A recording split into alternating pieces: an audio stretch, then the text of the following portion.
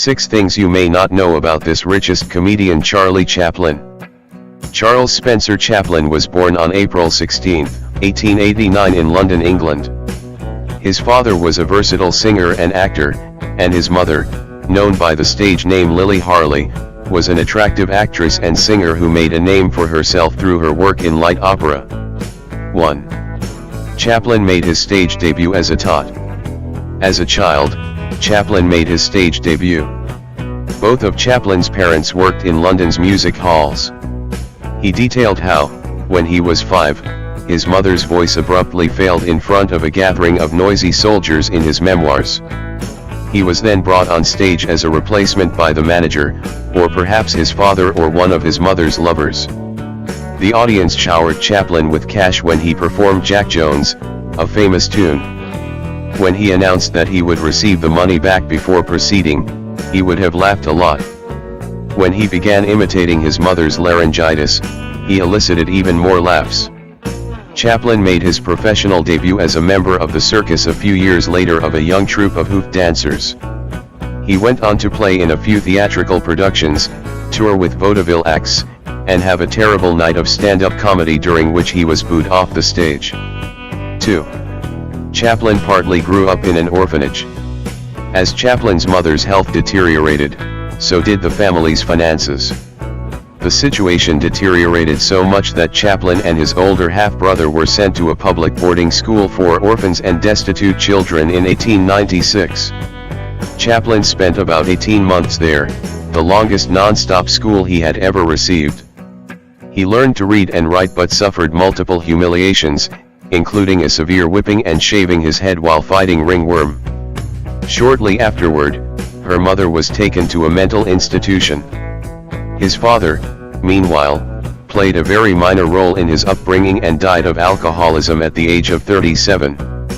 3. Chaplin played the same character in all but a few movies. One day before his second film, Chaplin put on baggy pants, a tight coat, large shoes, a small bowler hat, and a bamboo stick. He added a small fake mustache and is said to have strutted around while his co-actors played pinochle. After witnessing the scene, Keystone's head reportedly giggled until his body began to shake. "Chaplin," he exclaimed, "you are doing exactly what you are doing now in your next picture. Make sure you do it with disguise." This so-called Little Tramp character gained instant popularity and spawned so many copycats and marketing programs that the press dubbed him Chaplinitis and became Chaplin's on-screen for the next 2.5 decades. Personality became.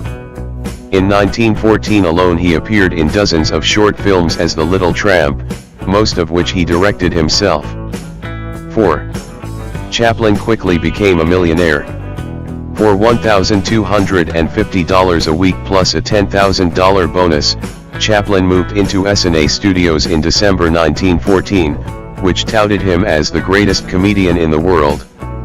He then signed with Mutual Film Corporation for $670,000 a year and agreed to direct 8 comedies for First National for over $1 million.